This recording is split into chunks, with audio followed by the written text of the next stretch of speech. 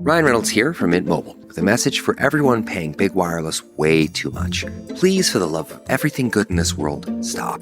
With Mint, you can get premium wireless for just $15 a month. Of course, if you enjoy overpaying, no judgments, but that's weird. Okay, one judgment. Anyway, give it a try at mintmobile.com/switch. Upfront payment of $45 for 3-month plan, equivalent to $15 per month required. Intro rate first 3 months only, then full price plan options available. Taxes and fees extra. See full terms at mintmobile.com.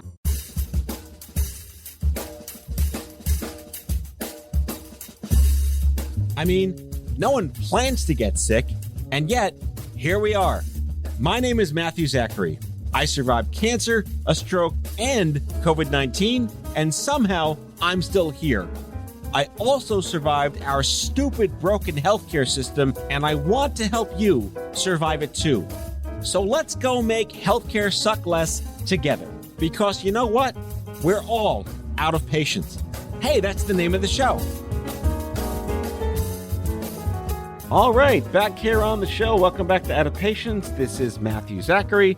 And as usual, a quick reminder before we get started, if you're on Apple Podcasts, and I hope you like the show, how about a review, a rating, something nice, or say nothing at all, as my parents told me when I was 7. So excited for today's show. I've wanted her to be a guest of mine for a very long time. She's an extraordinary human being.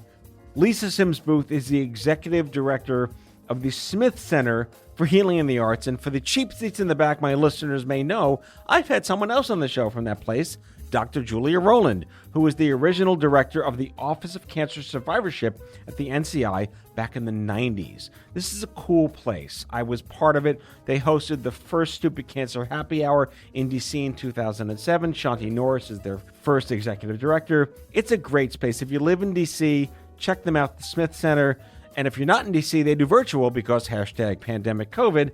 It's a great place. Anyway, Lisa is also the former senior director for patient and public engagement at the Biden Cancer Initiative. She has worked for Michael Milken, the Faster Cures Initiative. She's just got this extraordinary way to express what it means for survivorship, how far we've come in the last 25 years, COVID lessons learned for nonprofit leaders, cancer awareness. Are we done with awareness? I think we're done with awareness. Who doesn't know that cancer exists? What is prevention? How do we talk about obesity, which is kind of a bad thing to talk about, but yet, is it something we can have a conversation about? And what kind of responses did she get from the community during the pandemic about mental health and isolation and the need for peer-to-peer support? Enjoy the show.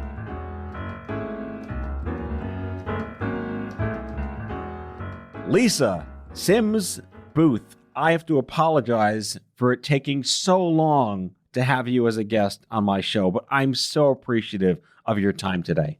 Oh, I'm delighted to be with you, and no worries. I know that they're doing so much, and there's so many people to talk to who are doing great work out here.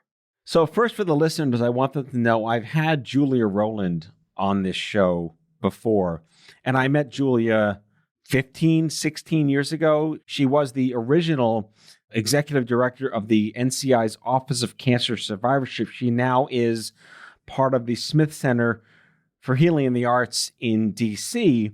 And now you are the executive director of the Smith Center for Healing in the Arts. So I love how we all kind of travel in the same circles.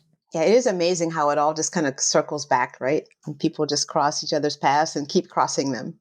Yeah, and I have a wonderful history with the Smith Center, back when it was just called the Smith Center, with Shanti Norris, the founder of the whole founding thing. ED, yes. Yeah, and it was in the early days of, I think it was even before Stupid Cancer, when it was called I'm Too Young for This. And I had a bunch of young adults coming out of Georgetown, cancer patients, that wanted to have an event, some kind of like, can we have a cancer party? Because there weren't such things as cancer parties. So we had it at the Smith Center. Like I think 30 of us showed up for this, like we called them Stupid Cancer Happy Hours back then. Can't get away with that today. But she was like the first, come on in, the water's great. And such a fabulous relationship was born. So I'm a huge fan, brand ambassador for what you guys do at the Smith Center. But let's tell the listeners what you do at the Smith Center. Well, thanks. You know, Smith Center is a really special organization. I think those people that cross our doors on U Street in DC, you really feel that. And it came, from our founder, Barbara Smith Coleman, who's a local DC artist who had gone through a cancer journey with a family member, had then gone on a couple of retreats and found some real healing for herself through that journey with her family and her own, and then really wanted to start something that in the DC area that was going to help patients and help people go through this cancer journey. So here we are now, 25 years later, it's our 25th anniversary. And we sort of carry the mantle that Barbara started and the help that she wanted to bring. And I think the biggest way to talk about this is we don't want anyone to go through this who feel like they're alone. And so we build community, and we're a space where you can come. We offer all sorts of programs that really don't just think about your physical well-being, but also your mental, spiritual, the whole person. We really want to support you in your journey. And we talk a lot, healing is in our title, but we don't mean healing in a sort of curative medical sense, but we mean healing on the inside. Healing is going to help you grow in this process. Healing is going to give you the grace, the resilience that you need to walk through this journey and to come to your own decision around healing, whatever that might look like for you, because it's different from everybody. It's a very individual decision. But we offer support groups. We offer creativity classes. We offer yoga. We have patient navigation. So if you want to talk to someone, help you sort out what's going on with you. We really have a focus on arts and the power of arts and healing. So we have an art gallery that's part of the center. So as soon as you walk through the door, you're kind of awash in the art and that peaceful, serene kind of feeling that we know art can bring you. And so immediately you walk in, and if you've come in and you're frazzled or you've had a rough day, or maybe you've had treatment earlier in the week or whatever's going on, the atmosphere immediately starts to lower your blood pressure. And then you can come in, you can do a yoga class or do something else, go to a support group. So we really offer a wealth of things that I could go on and on about. But I think the bottom line is you're going to come to a place where you can find solace, you can find community, and you can tap into maybe creativity or another interest that you didn't know you had. And so that's what you can find when you walk through our doors. I love it. And it's just so necessary. And just for the record, this is my 25th Cancerversary, 2021. So I'm as old. Actually, the hole in my head where the tumor used to be is as old at the Smith Center. We need to celebrate that, our anniversary as well as your cancer anniversary, and all the wonderful work that you have done. You have so enriched and blessed the community. So I just want to say thank you for your perseverance, your continued work that you've been doing, and of course for your continued good health. And I appreciate that. And you're part of the narrative. And in the Cancer Mavericks, the documentary that we're promoting, it is all about how the people are the story. The science is one part of it. Clearly, we would not be where we are today without the science. But in 1996, that was the dawn of survivorship. I know that NCCS was founded in 1986, as we talk about, I think, in episode 2. But this idea that there needs to be something for the people and not the disease, that this is just such an emblematic thing that needed to exist, and it still exists. It's unfortunate we still need things like this to exist, but it just speaks to the fact that we will never, I hate double negatives, we will never not need human interaction and human peer support to give us the quality of life and the lifestyle I would say the dignity we deserve above and beyond what we're dealing with from a disease perspective. That's absolutely right. And I think the thing that we need to think about, and I haven't personally had this experience, although I've walked through a cancer journey with my mom, but you get that diagnosis, any diagnosis, but a cancer diagnosis, I believe in particular, and your whole world has just been completely upended and shifted on its axis. And so who do you talk to then? Your family is going through their own issues with what's just happened. The doctors, of course, are going to give you whatever they can, but having a community where people can know what you're walking through because they're walking through a similar journey or have walked through it. I think that's why that community support, knowing that you can come together, has been so special. We had all of our programs normally are in person at Smith Center, but of course, due to the pandemic, we had to shift everything to virtual. And so because of that, we are now connecting with different people. And we had started a book club. And so one of the young women in the book club, based in the DC area, had another young woman come from New York to come to the book club. Well, it turns out they have similar cancer diagnoses, both young adults. and they connected via the virtual over the Zoom, and they've now become really close friends. And they never would have met each other if that space for them to come together wasn't there. And they now have another peer that understands some of what they're going through. And that's what I get so much joy out of, just knowing that we've made for one day that person's day just a bit brighter or a bit better, or they were able to make that connection. I joined the book club, actually. I'm a horrible person. I'm always behind on the book. I'm never where I'm supposed to be, but I come anyway. And I just love to talk to everyone and hear what they're thinking. And and some of the books we've delved into have been pretty serious and pretty heavy, but the dialogue and the conversations have been so enriching. And I just love that. I love that connection with people and to be there for that.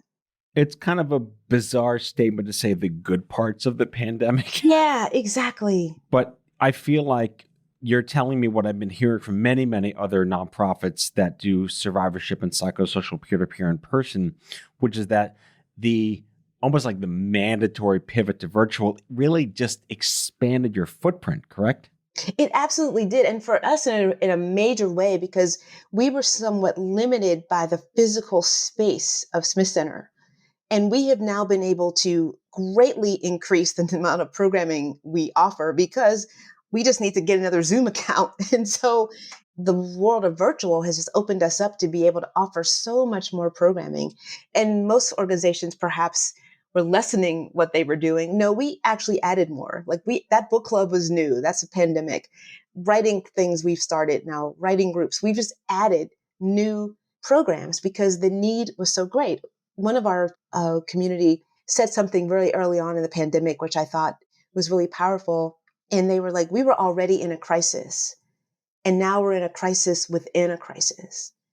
And so I heard that, it really touched me, but I felt like we can be here for them in this double crisis, to the best of our ability. And I'm really proud to say that we've kept the doors open. No one's lost their jobs, and we've been continuing to be able to serve. I want to get to nonprofit management and leadership during a pandemic, things we just haven't said since 1918 before there were nonprofits. But I want to talk about what trends did you start to see during the pandemic from the community in terms of isolation on top of isolation? You said the crap within the crap that they're already dealing with in terms of mental health and depression and anxiety. Did you get a sense that the cancer community felt that much more in danger from the pandemic, and how were people discussing that and dealing with that? Absolutely. I think there was, because there was so much that was unknown, and people who are already, dealing with immunosuppression because of treatment and already being fairly cautious perhaps about what they're doing. And now you add on this other thing out here that you can't see. You don't know, sure. We're not, in the beginning, we weren't even sure how it was being transmitted. We didn't know what was going on. So the anxiety level was extremely high. And so we did see a lot of people, coming in and talking about how stressed out they were, how anxious, how they just wanted to talk to people and just figure things out. And that's really why we started adding the book club and some of these other things, just giving people, number one, something to galvanize around. Hey, let's read this book together. Let's do this. Because we know community and human connection is so powerful. And that's really one of the reasons we wanted to do that. But the anxiety level and the stress level was extremely high. And I would say that was extremely high for not only our community, but certainly from our standpoint. And I think from a nonprofit management, my standpoint, my anxiety level was extremely high as well, because I was trying to do everything that we could in our team to make sure that we were there and that we could remain there. And we just weren't sure what was going to happen. We were like, one day we were open and the next day we were closed. And it was like, what do we do now? And quickly we just started to pivot, and we're still here. I mean, it kind of begs the question, when things are getting back to normal. We're taping this in late May of 2021. And are things getting back to normal? People are vaccinated, and at least I read, I think yesterday, half the country is now fully vaccinated, which is good. We'd like to get more than half the country fully vaccinated. But do you see some kind of return to normal where you will have hybrid events in person again with people chiming in over Zoom? And have you seen any hesitancies in the cancer community from people who have been vaccinated that they're still kind of, post-traumatically stressed from this? Well, that is the question that we're starting to wrestle with now. And we're starting to think through our reopening plan. Our DC area everyone is starting to lift all precautions. I think tomorrow everything is lifted. I think parts of Maryland where I live are also lifting everything. So all of a sudden we've gone from like, we're doing this, wear your mask, do this, to like, oh, everything is back to full capacity. And so it's just like, whoa, wait a minute.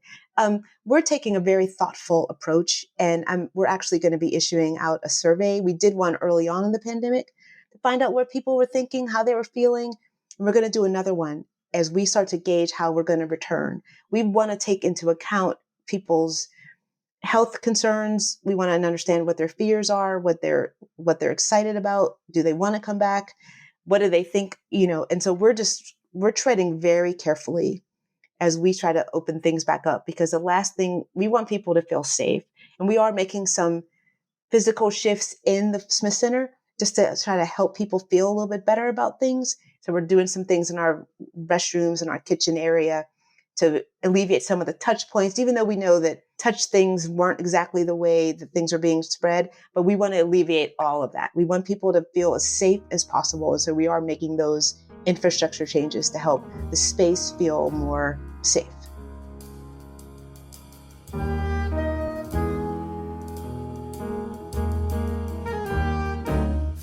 Back with our guest after the break.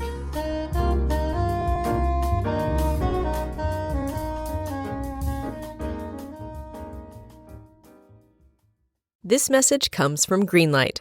Ready to start talking to your kids about financial literacy? Meet Greenlight, the debit card and money app that teaches kids and teens how to earn, save, spend wisely, and invest with your guardrails in place. With Greenlight, you can send money to kids quickly, set up chores, automate allowance, and keep an eye on your kids' spending with real-time notifications. Join millions of parents and kids building healthy financial habits together on Greenlight. Get started risk-free at greenlight.com/Wondery. Craving your next action-packed adventure? Audible delivers thrills of every kind on your command, like Project Hail Mary by Andy Weir, where a lone astronaut must save humanity from extinction, narrated with stunning intensity by Ray Porter. From electrifying suspense and daring quest to spine-tingling horror and romance in far-off realms, unleash your adventurous side with gripping titles that'll keep you guessing. Discover exclusive Audible originals, hotly anticipated new releases, and must-listen bestsellers that hook you from the first minute. Because Audible knows there's no greater thrill than the one that speaks to you. Discover what lies beyond the edge of your seat. Start your free 30-day trial at audible.com/WonderyUS. That's audible.com/WonderyUS. Find yourself looking for a new job or change in career? Monster.com is here to help. We are not only here to bring you job postings, but also AI interview prep and salary tools, expert career advice, and top-notch resume services. We've got everything you need to land your perfect job fit. Discover the magic of finding the ideal job with Monster.com. Your future starts now. Visit Monster.com today. Your next job opportunity is just a click away.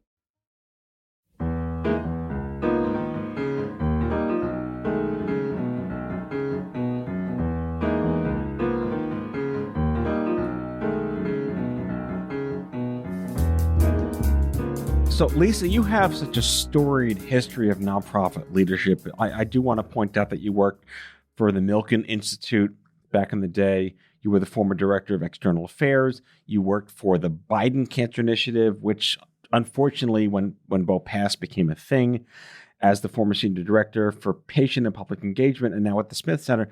What trends have you seen from research and perception in the general public about, is there a cure? What are we doing now? Do I know what's happening? Should I get a test to prevent something? Yeah, it's amazing how much I think people are much more aware of cancer, sadly.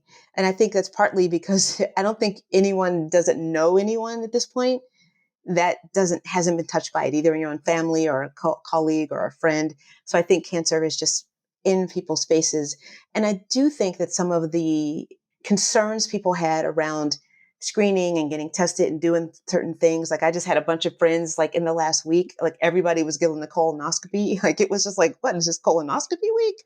But it was just kind of funny. I had like 3 or 4 friends in a row saying, yeah, I'm doing my colonoscopy prep right now. And I'm like, okay. But I was really heartened to hear that because we're seeing so many and younger people getting colon cancer. So I'm like, good, get that colonoscopy done. Let's do that kind of screening. So I do think there is a little more engagement in, yeah, I should probably do some of these screening tests and be a little more preventative here.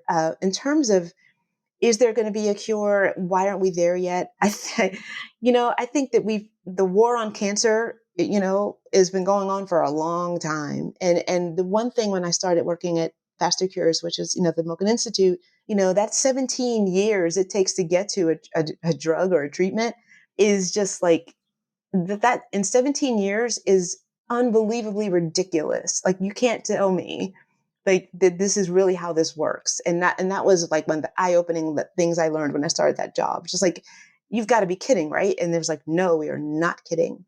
And so while that has continued, we'd also have seen the amazing breakthroughs that have come through immunotherapy and all these other things. So things are moving in the right direction. And I would say the most important piece of that, and the piece that I'm most heartened by and started to also see while I was at Faster Cures and then continued that trend in with my time at Biden Cancer, is the importance of these companies and others finally talking to actual patients and the people that really need to know, like really, you need to really hear from. And so for so long, it was baffling to understand why the patient was the afterthought in all the stuff that you were doing. That should be the first place you go to learn to understand as you do this. And so one thing that I'm heartened to see still is all the ways that patient voice, although we can go light years more, is starting to be more amplified. And you're a big piece of that with what you're doing right now as well. And it's vitally, vitally important. Fran Drescher once said after she was diagnosed with, I think she had endometrial cancer, she said, stage 1 is the cure. And I like the allegory, like what she was going for, because I'm kind of an anti-proponent to prevention in the sense that, can you really prevent anything? I mean, maybe you just don't get a pet and you prevented pet ownership, but what can you actually prevent? And, you look at like athletes get cancer and young people do nothing wrong and kids still get leukemia. But from the perspective of odds, right? Are there better ways today? I think there are, to try to not get it. And has society finally caught up to the idea of maybe I shouldn't do this? Or do you have to have like a family history where you're already kind of woke to risk?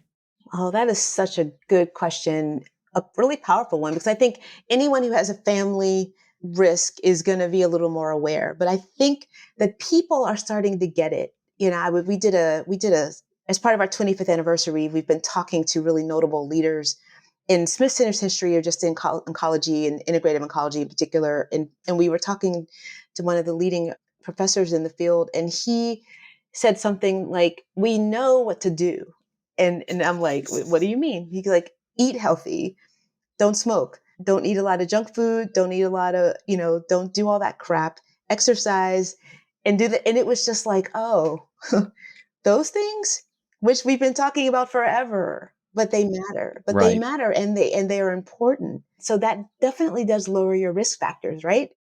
Sadly, obesity is a huge issue, right? Our horrible nutrition issues, all of that play a part. And I look at it this way, what can you do to make your body the most inhospitable host as possible, like that you can do on your own, right? And some of that is not ingesting all the, bad stuff that's out there, and treating your body as good as it can possibly be. And obesity is like, it's become this like bad thing to talk about because, fat shaming is bad and no one should fat shame. I was fat shamed as a kid because I was a fat kid. Same. But yeah.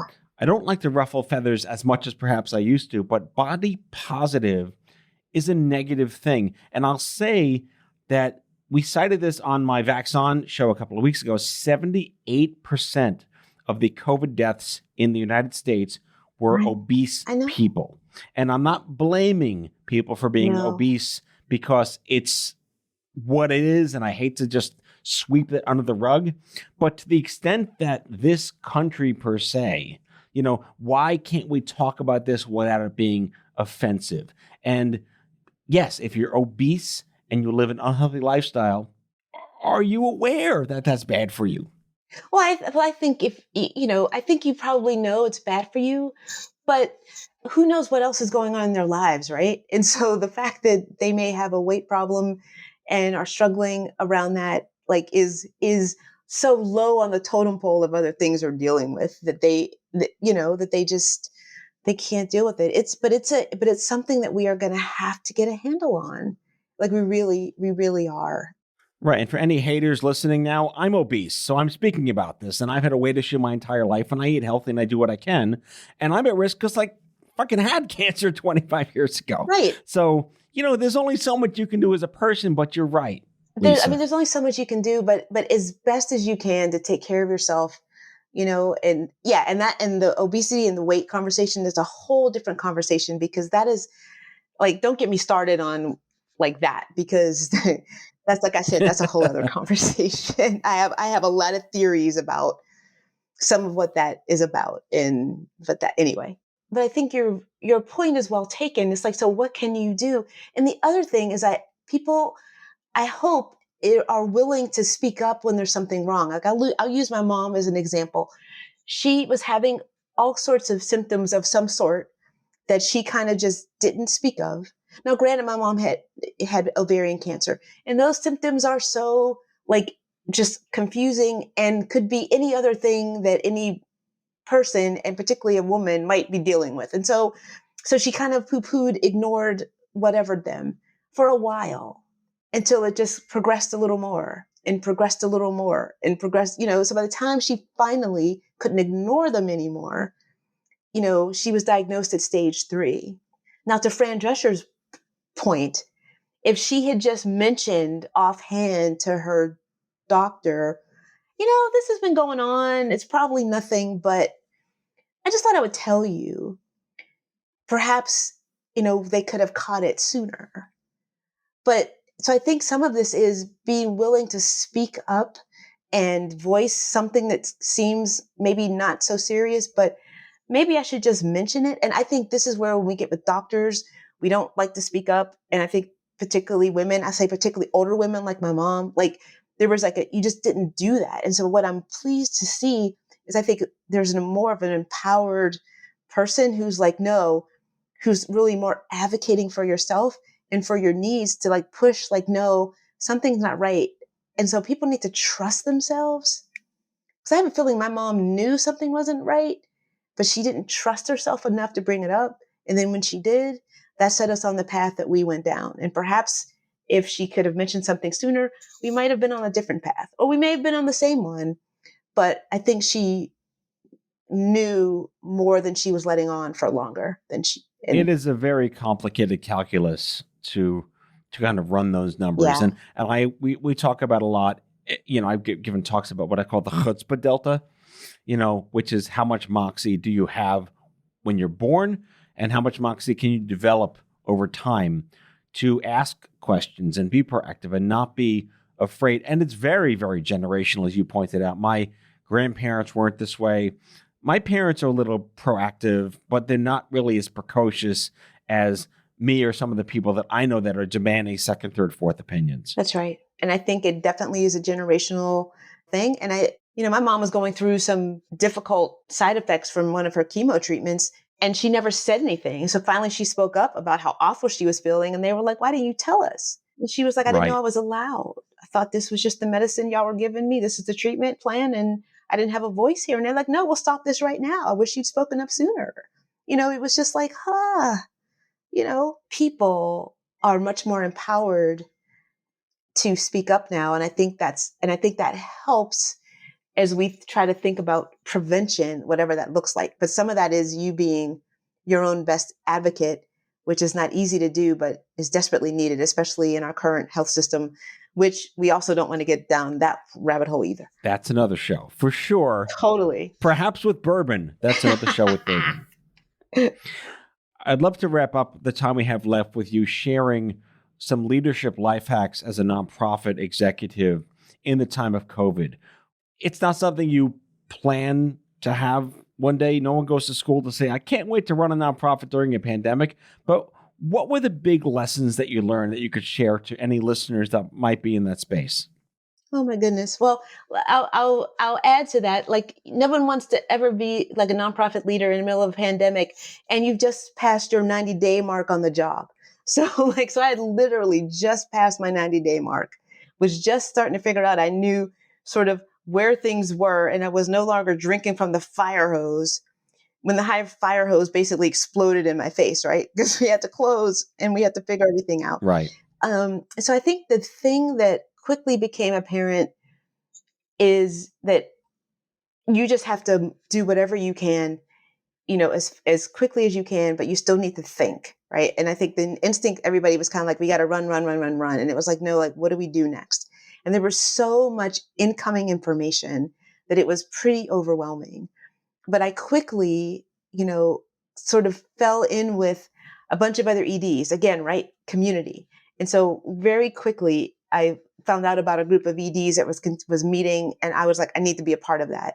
And so, because I'm 90 days in, it's my first time as an ED. So I am like, whatever I thought I knew just got blown out of the water. And so the biggest thing I can tell someone who's in this particular moment, is I realized also no one else knew what they were doing either. So even that seasoned leader who's been around for whatever many years leading an organization, they'd never led one in a pandemic either. So we were all sort of on the same playing field, even, but just maybe in different times. The biggest thing I can say is lean in and check in on your team, and I really tried to do that. We're a small staff. And so I really was like checking in on everybody, making sure everybody was okay, because everybody really just jumped in there and was really, really working really hard, really fast. And so I wanted to make sure everybody was okay. And I tried to reassure everybody that we were fine, that we were okay. Because then you started hearing about people laying people off and jobs being lost. And so the anxiety level was high. And so I just wanted to let everybody know that right now we're okay. Everybody's okay. And then we were just going after the PPP and all that stuff. It was just like trying to figure out as much as we could to shore up the financials. And again, it was just being dogged and like reading every email and following up on everything, like just all that stuff. So it was just, well, feather in your cap because the ship's still there. Exactly. That's what I say to people. When people say, how are you doing? I'm like, we're still here. Everyone kept their jobs and we're still being able to serve our community. And so I'll take that as a win. I may be have a little more gray hair, and I haven't slept as much as I need to, and I guess the other thing I would say for any leader, and it's something that me and my little cohorts of EDs have been all trying to say to each other, put the oxygen mask on you before you help others. I mean, we are all committed to our organizations and to our communities, but if we don't take care of ourselves, then, we're not helping. And so I know it's hard. Take those days off, don't neglect yourself, because people are depending on you, but you still need to take care of you first. And you can't lose sight of your own health and your own well-being, even though, because we're all really mission driven. I know I am very mission driven, but I can't sacrifice myself for the mission either. Last question. Had you ever used Zoom before the pandemic, or you're like, what is this Zoom thing? I had used Zoom a little bit. I can assure you that I have never been on so much Zoom in my life, and I hope not to be for some period of time. I mean, I know that we're now going to be in this life where I think things are going to be more hybrid, and Zoom isn't going anywhere. And on the one hand, it's been amazing. It's been able to help us continue to be there for people. It's been able to bring people together, but I can't wait to be able to see people not in a little box on a screen. I had dinner with a friend the other night in person, and we probably hugged each other for a good 5 minutes. I haven't seen her in a year and a half. It was just nice. Nice to see a human being again. And yeah. I can't thank you for your leadership over all these years. And by the way, for the listener, Zoom, not a sponsor. I just wanted to throw that question in there for Lisa. But thank you so much for coming on the show. Like I said, long time coming, but so worth it. Lisa Sims Booth is the executive director of the Smith Center for Healing and the Arts. You can learn more about them at smithcenter.org. Thank you so much for having me, Matt. That's all for today, folks. If you like today's show, be sure to subscribe, leave a review, follow us on social, and tell all your friends to listen. Out of Patience with Matthew Zachary is a product of Offscript Media. Our executive producer is Matthew Zachary. Our senior producers are Brianna Seeley, Jen Horanger, and Andrew McDowell. It is mixed and edited by Brianna Seeley. Our theme music is by the Mike Van Allen Quintet and by Mara. For advertising and media inquiries, email media@offscript.com. Hit us up at contact@offscript.com to share comments, feedback, and make recommendations. For more information, visit offscript.com.